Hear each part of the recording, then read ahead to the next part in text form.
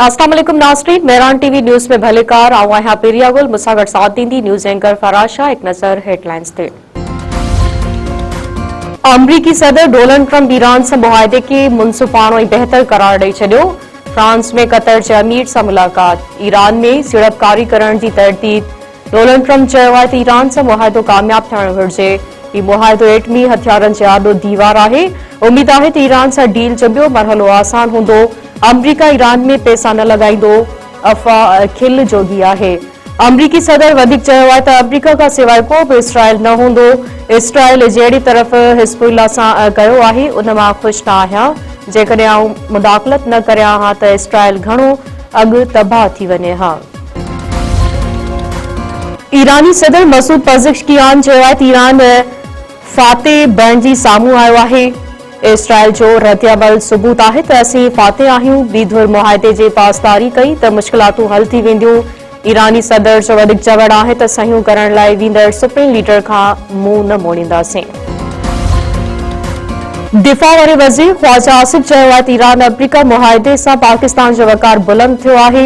वज़ीर आज़म ऐं field marshal नामुमकिन खे मुमकिन करे ॾेखारियो। ईरान जो तक़दुस कंहिं बि सूरत में पामाल न थियणु घुरिजे।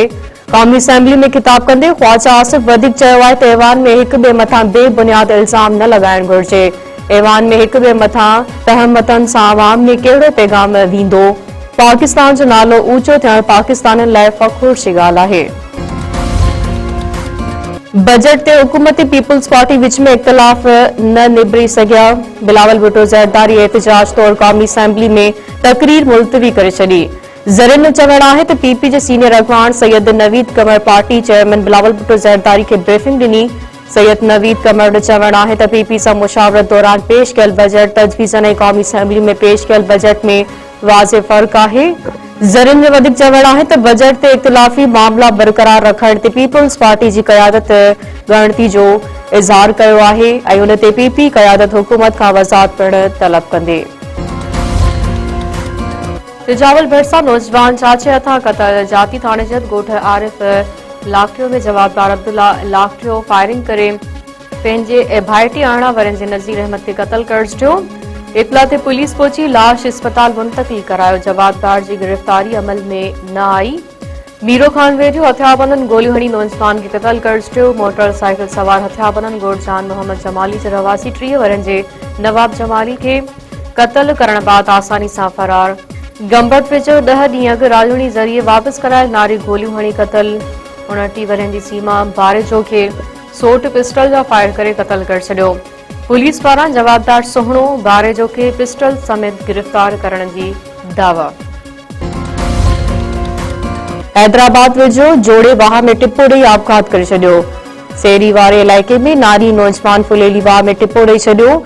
रेस्क्यू टीम नौजवान जो लाश हथ करे वरितो। जेराम तौर सुञाणप नारी जी ॻोल्हा जारी। पुलिस ज़रनि मूजिब जोड़े जो तालुक मेघवाड़ बिरादरी सां आहे। शहदादकोट वेझो ज़हरीली लस्सी वापराइण सबबि 3 गर्भाती बेहोश ॻोठ तेजो खान जावरी में वाक़ियो। मुतासिरन अस्पताल में दाख़िल। मुतासिरन में 50 वरनि जो अब्दुल रसूल जावरी संदसि धीउ रुबाब ऐं मासूम पुटु रियाज़ जावरी शामिल। वारसनि मूजिब घर में मानी सां गॾु लस्सी पीअण सबबि 3 भाती बेहोश थी विया आहिनि जिन खे फौरी तौर अस्पताल आंदो वियो।